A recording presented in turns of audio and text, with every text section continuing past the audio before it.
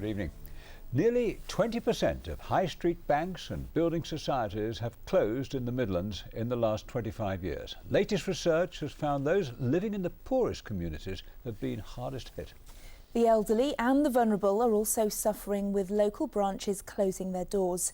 Chris Halpin has been to one community in Solihull who will soon lose their last local bank.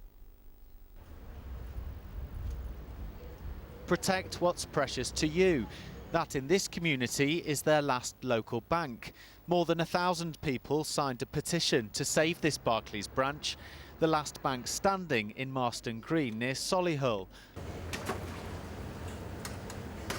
Businesses in the area fear that when it goes, so will some of their customers.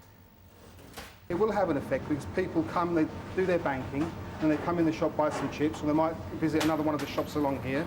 Or if they're not buying today, it'll make them aware that we're here. A study by the University of Nottingham found that in the last 25 years, 40% of high street banks have closed. That's around 7,500 branches. In the Midlands, figures show 1 in 5 high street banks are no more. It's worse in regions with high unemployment and traditional manufacturing industries. The reason? Because banks in these areas just weren't profitable enough. There's been a shift from making money from basically the interest they charge on loans to making money from fees they charge in terms of the products. And in those sorts of communities, they just sell less products. And in Marston Green, that's Barclays' reason too. But the councillor who led the campaign to save the village branch says it should be about more than just the money. I think what banks should do is, if they have a view that they want to close something, first of all they should get in dialogue with the community.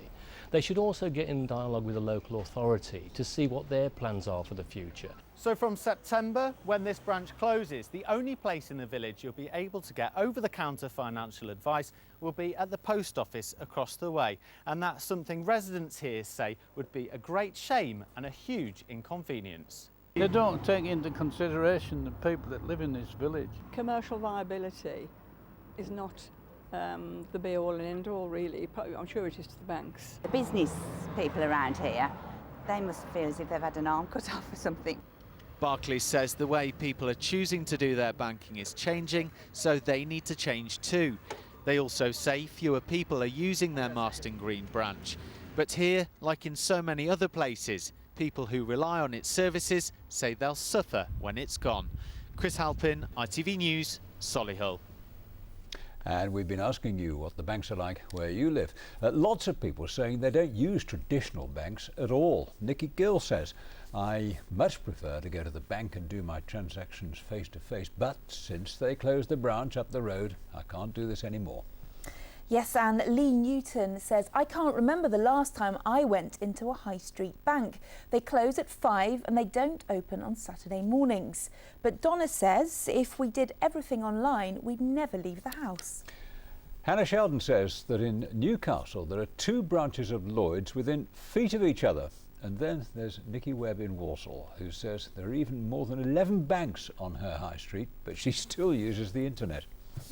Well, thank you very much for all of those. The death